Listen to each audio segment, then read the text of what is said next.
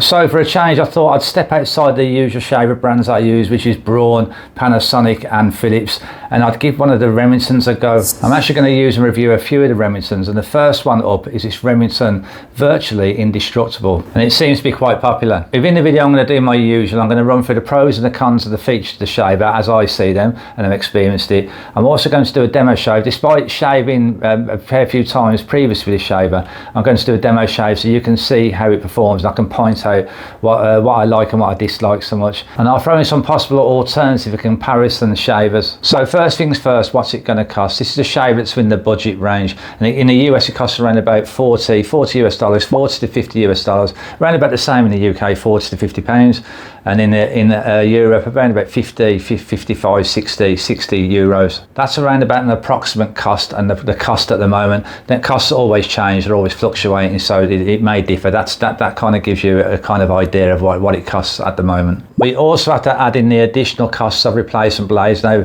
Remington states that these should be replaced around about every 12 months.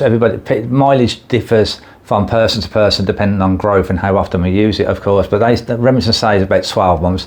Now these are quite pricey. They cost around about $38 in the US to replace, so that's quite pricey. Now for those all important features and designs. So this is named a Virtually Indestructible shaver. However, when I first unboxed it, I kind of felt and thought it kind of looks quite cheapish, and I doubt whether I'd want to be dropping this at all and whether it would not break.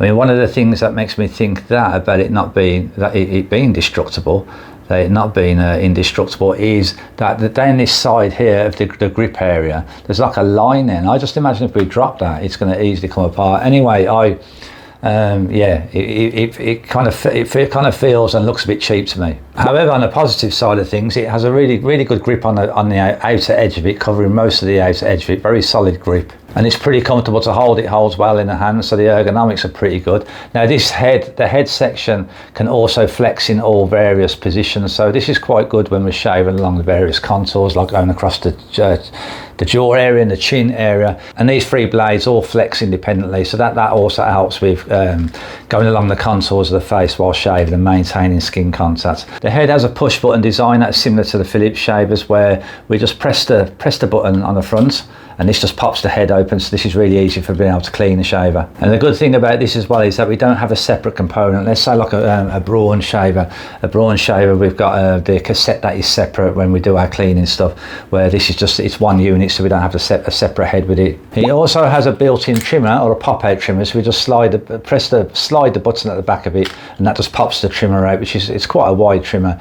It's not a great trimmer, but it does, when I've used it, it does trim in the sideburns okay and pick up any longer stray hairs. So we get around about 60 minutes run time, and I've used this for used it for about 45 minutes. So I charged it when I first got it, made sure I got a full charge of it, and I've used it for about 45 minutes and it's still running. Let's hope when I did a demo shave that it continues running and the battery doesn't go flat. Now an aspect of it that's not great is that it takes around about 4 hours to fully charge, so that's a bit longer than what many other shavers take, which is usually around about 60 minutes an hour. In terms of LED indicators, we just get the basics with this, which is expected with a budget shaver, where when the battery's running flat, it's going to blink a green light. Then when we put it onto charge, it will show a charging light, and then when we fully charge it, that charging light will go off. So it's pretty basic as expected. It also comes with this blade and stubble guard. It's pretty useful to have this to protect the blades when it's not in use. However, this is supposed to also be able to cut the stubble, so if we've got long beard growth, we can cut it down with stubble. However, I've not used that, and it's to me that's a pretty gimmicky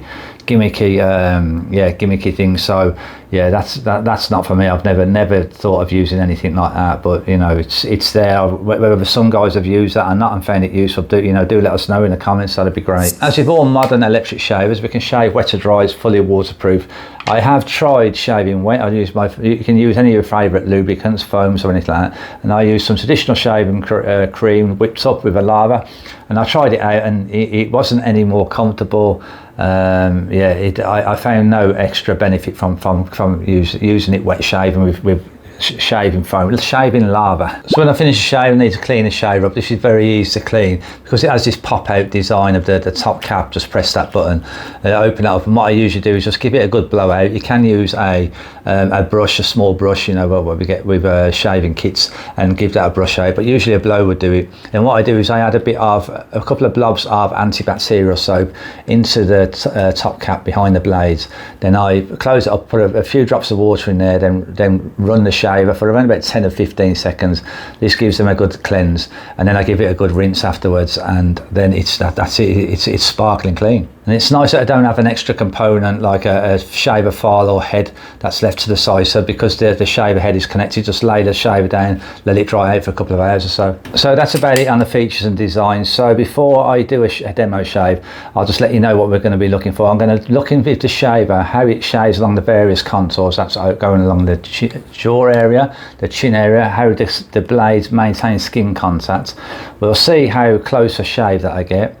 We'll see how the speed of the shave, how quick it shaves, and we'll see if it picks up longer hairs or tricky hairs, and if it doesn't pick them up on the first pass, to see whether afterwards it can go over and it can pick up patches and straggler hairs. And of course we'll see if I get any sort of irritation from it as well. I can be prone to irritation on my neck, so we'll see how it does with that. Of course, like I said, I've used it before, so I know how it's going to go, but you know, let's run through the shave with you guys. Okay, let's grab myself a mirror and get the shave on. So well into my third day of growth here, and I've got quite coarse growth now. So yeah, this shaver's not going to like this too much, but I know from past experience. But you know, I wanted to make sure I've got a good bit of growth there, so you know, for testing and showing you guys. So the first thing we'll do is do a quick trim with this the pop-out trimmer or pop-up trimmer, just to show you guys how it works, or if it works. And you have to watch for this type of trimmer, because when you go up like that, see how it flips up. They're kind of weird. I think the best thing to do is put a finger there, and then that's it.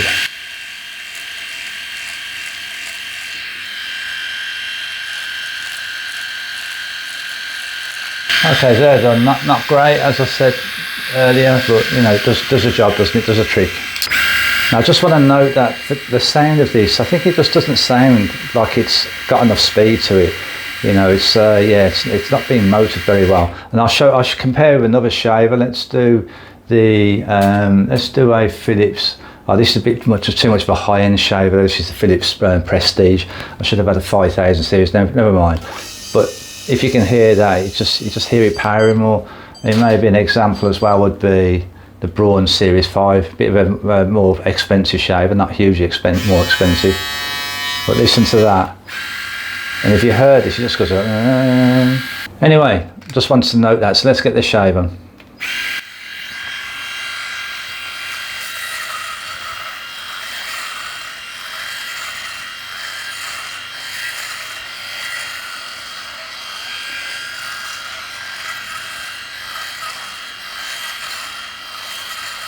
Well, pull the hair, yeah. When you've got quite long hair, this shaver pulls hairs. Oh, again.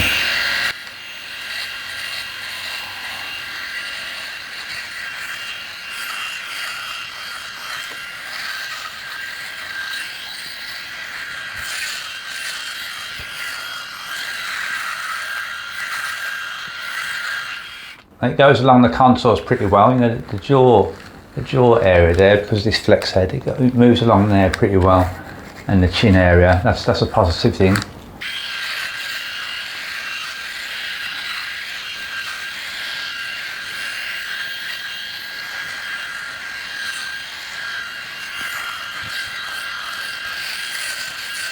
I still keep getting that odd air being pulled. It's not great, is it? It's not good news for you guys.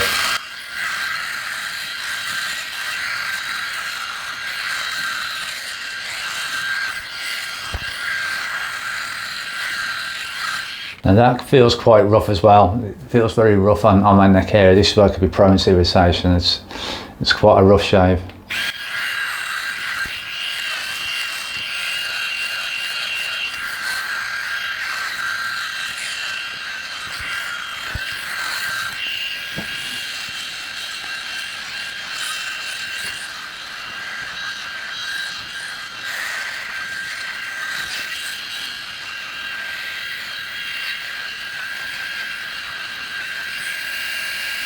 shaving underneath the nose isn't too bad, but I get little bits left there. Now we could either use the trimmer on that and remove them, or something that I do is I push my nose across that side, then the next side. Yeah, and that clears it up. But a little bit more tricky than what we do with what we get with a file shaver. These rotary style shavers, that's kind of one of the tricky things that we get.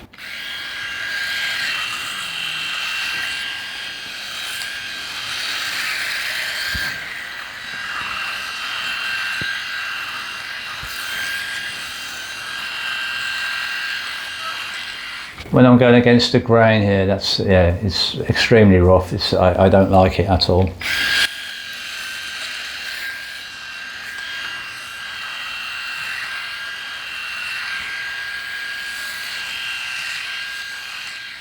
You guys won't be able to see this, but here I'm getting like a whiteness, and it's like it's the blade system scuffing the skin.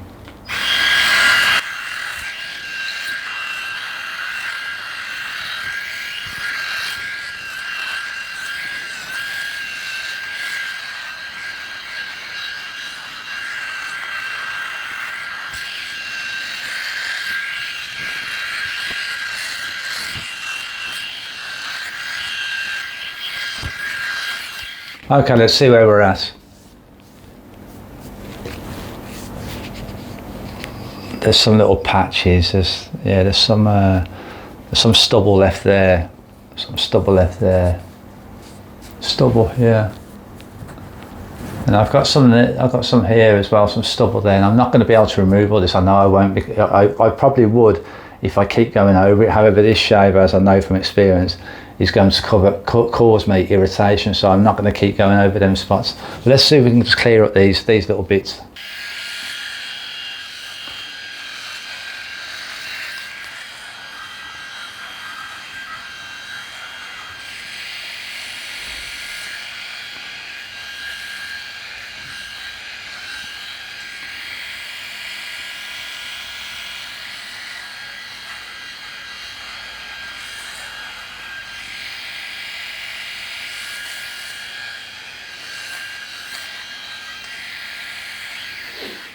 Sort of, it's not perfect, but it's not too bad. Okay, this side.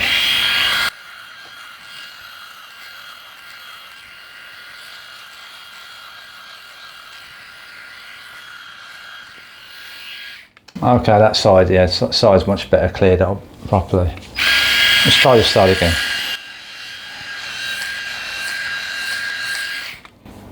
Yeah, okay, that's better. See these bits here, the pattern of my growth, see, my hair there grows down that way. So if I was to shave across the grain, I have to shave upwards there. Now if I try that with this shaver, it's just it's just too aggressive. It's just not comfortable at all and causes me irritation. Yeah, it's just not good. Okay, some bits of hair there we need to clear up.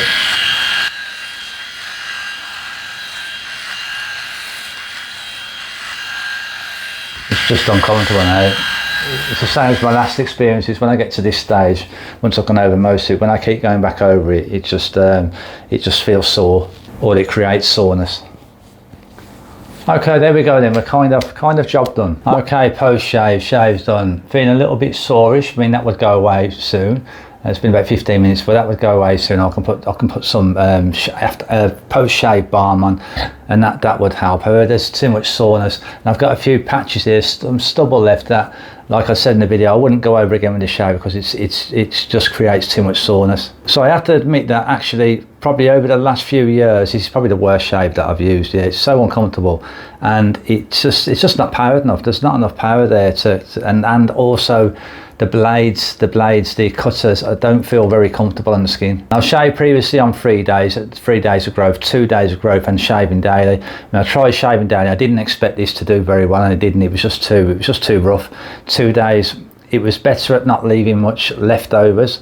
However, it was still too much of a uncomfortable shave. So although this is a budget shaver, there's not many people I could recommend it, so I don't know who I'd recommend it to.